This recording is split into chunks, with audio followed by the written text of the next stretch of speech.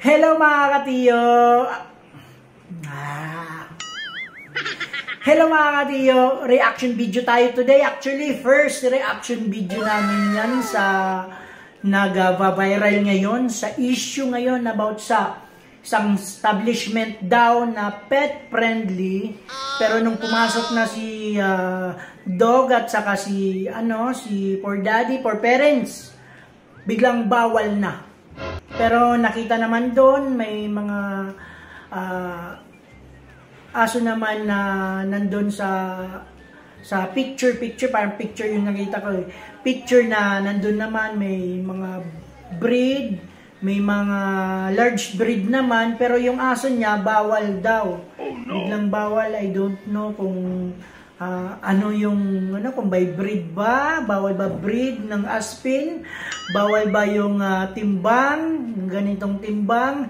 Actually mga katiyo, wag na lang sabihin na pet friendly kasi maraming klaseng pet. Merong ahas, merong kalabaw, merong baka, yan, merong ahas, may aso, may pusa, may buteke. Wag na lang sabihin pet friendly kasi lahat pet yan eh. Di ba mga katiyo? Maging specific na lang po tayo kung anong klaseng pet na pwedeng pumasok, ilagay dyan sa pintuan bago pumasok na ganitong breed yung pwedeng pumasok, ganitong pet yung pwedeng pumasok, ganitong timbang kung may timbang man yung pwedeng pumasok, ilagay na lang doon. Kasi yung nangyayari, nagkakalituhan yan mga katiyo, nagkakalituhan yan. At for experience, nangyari po sa amin yan ni Teo about, sabi daw, pet friendly. Pero yung nangyari, tinanong kung anong breed muna. Anong breed si Teo? Sabi ko, Aspin. Biglang may kumpleto ba yan ng turok? Kumpleto ba yan? Asan yung papel? Asan yung mga ganyan? Parang maraming hinanap. Pero nung tiningnan ko sa loob, kasi salamin eh. Tiningnan ko, may mga aso, may maliit na aso, may malaking aso, may golden retriever. Meron nakikita ako doon na parang malaki yung sosyaling aso, yung mabalbon, poodle ba yun? Yan, poodle ba yun? Pero nung kami ni Teo, sabi bawal daw. Oh no. Bawal. May yun si Teo may tawag doon, may diaper, kompleto, may diaper, may trash bag para sa kung ano man, may sinasabi niya mga towel, yan, kompleto yun. Pero hindi kami pinapasok. Pero sabi ko kay Teo, okay, parang hindi ata pwede si Teo sa loob.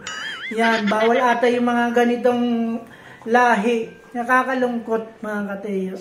Naranasan namin yan, nakakalungkot na maliit yung pagtingin nila sa mga Aspin na kakatulad nito. Hindi lang mga establishment mga katayo, naranasan din namin yan sa page, sa group, na maraming na popost naman sa group na yon kasi sumali, sumali kami sa group na yan kasi mga aso eh. Nakikita ko doon, may magaganda yung mga aso nila with outfit pa, yan. May anong kinain, masasarap na kinain ng mga aso nila, nandoon. Andun yung mga magagandang lahi. Pero nung kami na ni Teo, nung post, yan, caption ko lang naman, nakalagay doon, Teo, the Aspin. Ilang post yun mga ka-Teo, ilang post, 10 post ata, 11. Lahat decline. I don't know kung anong masama sa Teo the Aspin dog. Yan.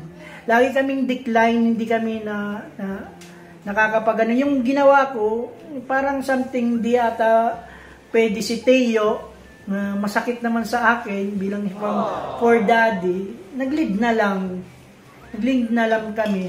Parang sa akin, parang minamalit yung Aspin na mga lahi na katulad ni Teo. Again mga ka-Teo, isa din nag-pursue sa akin, kaya mag-vlog kami ni Teo, is ipakita sa lahat na wala sa breed yan, wala sa, sa kinakain, nasa pag-aalaga at pagmamahal yan. Yan, sa tamang training yan.